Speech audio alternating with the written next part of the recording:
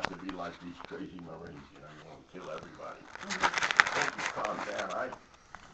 One thing I had all the time I was in the Army, I was never angry at the Germans or Italians or anything. Because I thought they were people just like me. So I never felt, I didn't feel like killing anybody. Right. I had no desire, especially to me, it seemed, I studied international law and international relations. And so, I did it for 3 years at college when the Army decided they needed me. And I just never felt that war, I still feel that war is ridiculous. Yeah.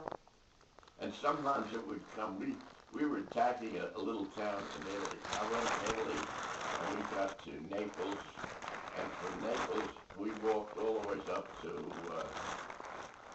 Switzerland. We were only a few miles from Switzerland when the war ended. And we were chasing the Germans. They had the advantage of knowing where we were all the time because they left the area. And they were good soldiers, well trained and all. We were lousy soldiers. We were not well trained or anything, you know. And I remember when we lived in South America, one of the guys there was a doctor that had been a doctor from Germany, and he was living and working in Lima where we lived.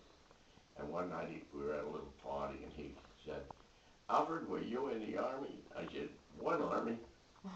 And he said, "Which?" I said, "I was in the American Army."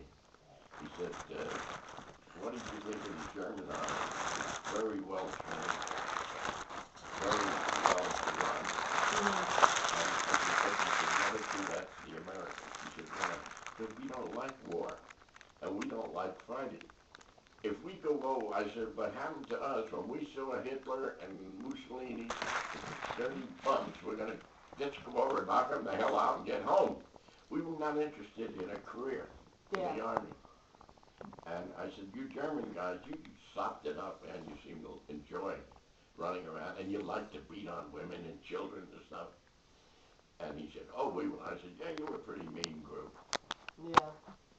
So he said, then what happened? I said, well, we decided that you were wrong. So we got dressed up in uniforms and made believe we were soldiers, went over and whipped your goddamn ass so we could get home. We were not interested in proving anything about being great or anything. And I think it's still the same way. We're working in countries like Afghanistan, which is a beautiful country. It's the second poorest country in the world. Wow. In the hills right next to it, in Pakistan, you know, up in the hills, if a girl's getting ready to have a baby, she usually walks down to the town or someplace, and it might take her 2 days to walk there while she's pregnant. Wow. And so there was a lady or two that was there trained to be midwives, and they let it be known that they would be glad to take her because the death rate at birth was over 50%. Over half the kids died. Aww. And the women too. And they used to die, you know, when you're having a child, you can have all of a sudden bleed very badly. Hemorrhage. Well, there's a pill that doesn't cost more than an aspirin that can stop the bleeding. And they didn't have that. But this, when they formed this little group, this lady opened up a midwife section, and she bought these pills that were cheap, and never lost anybody because they were bleeding. Wow. And also, she had kept a record book of each person when she had a child. So this guy was visiting her, this is an American, and he was asking her questions, and he said, well, what is one of the things that really astounded you? And she puts through it, she said, this girl lived up over 8,000 feet high in a mountain. Wow. And in order to come to town, she had to walk all the way down the goddamn mountain. Well, she was no good at walking, she had a bad leg, and she wanted to get down to have the baby. So she talked someone into loaning her their burro, and she sat on a burro and rode from 8,000 feet down and came over to the place. she said, you know, being pregnant, she was about 8.5 months pregnant when she came, and she said that poor woman was real beat up. That trip was horrible, you know.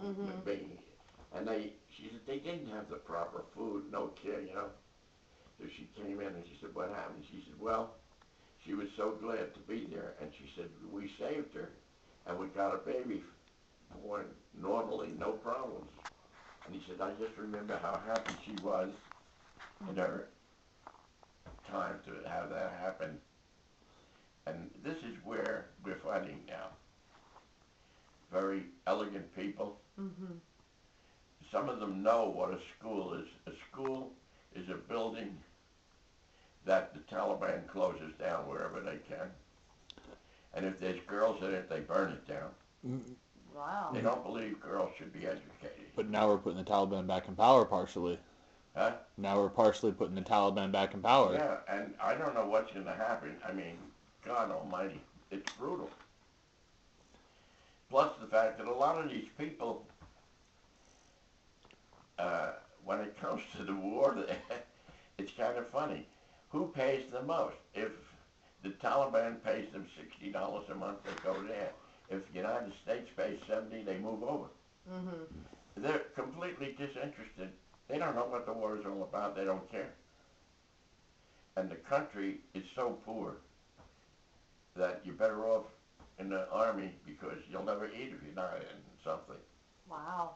So I don't know what they're doing there. We have a couple of good people there. We have, the United Nations has a large group of people there. They have over 10,000 people there. A lot of them get killed in these different things because it's open warfare. And what they're trying to do is to show people how to come in and get water and how to dig holes to get water out of the ground